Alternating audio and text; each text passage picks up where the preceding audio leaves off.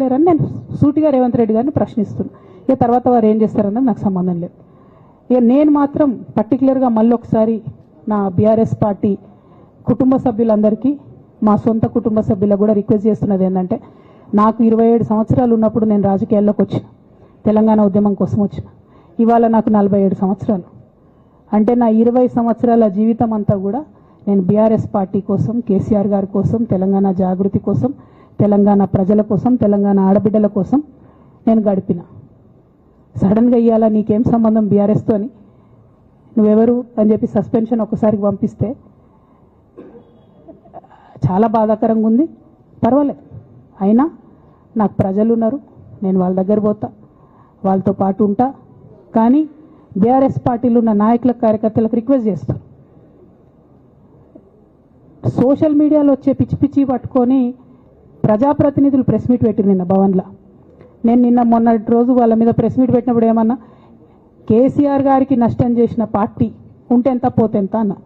Social మీడియాలో ఉన్న BRS party కొంతమంది దుర్మార్గులు ఉన్నారు, సోషల్ మీడియా వెంగు చూసేటోళ్ళు. వాళ్ళ ముంగట విషయం కట్ చేసారు, ఏది కేసీఆర్ గారికి నష్టం చేసిన విషయం కట్ చేసి బీఆర్ఎస్ పార్టీ ఉంటెంత పోతెంత నేను అన్నా అని చెప్పి ప్రచారం చేస్తున్నారు. నాదే పార్టీ బీఆర్ఎస్ పార్టీ, 20 ఏళ్ళు నేను కష్టపడ్డా. నేను తెలంగాణ జాగృతి పెట్టి ఇండిపెండెంట్గా పనిచేసినప్పుడు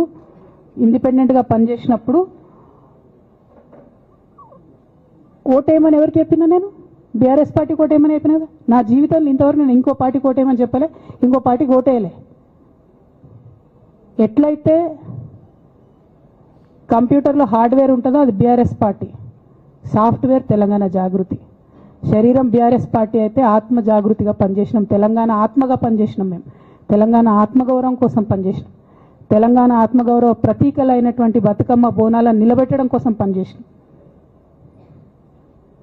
ఆ కాంట్రిబ్యూషన్ ఏం లేదా? నేనేం చేయలేదా పార్టీకి? నిజామాబాద్లో చికెన్ గున్యా వచ్చి బాధపడుతుంటే గల్లీ గల్లీ గల్లీ తిరిగి 2018లో ఒక్కొక్క ఎమ్మెల్యేకు ఎంత తిరిగినా అన్నది అక్కడ నిజామాబాద్ ప్రజలకు తెలుసు. ఏం కాంట్రిబ్యూషన్ లేదన్నది, ఓన్లీ హరీష్ అన్నది సంతనదే ఉన్నదా కాంట్రిబ్యూషన్?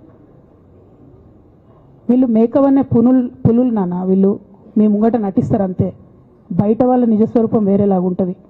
యాజ్ అ డాటర్గా రిక్వెస్ట్ చేస్తున్నా, ఒకసారి ఆలోచన చేయండి వాళ్ళ గురించి. నాకేమొద్దు, నన్ను పార్టీలోకి వెళ్ళి సస్పెండ్ చేసి నో ప్రాబ్లం, కానీ వాళ్ళని పార్టీలో ఉంచుకుంటే పార్టీ ఎట్లుంటుంది అన్నది మీరు ఆలోచన చేసుకోండి. ఇక అల్టిమేట్గా నేను చెప్పదలుచుకున్నది ఒకటే,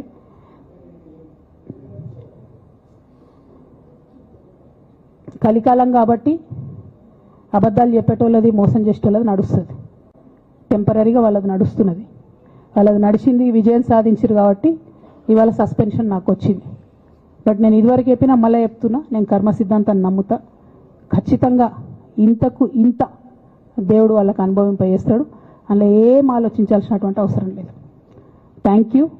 జై తెలంగాణ, జై కేసీఆర్, జై తెలంగాణ, జై కేసీఆర్.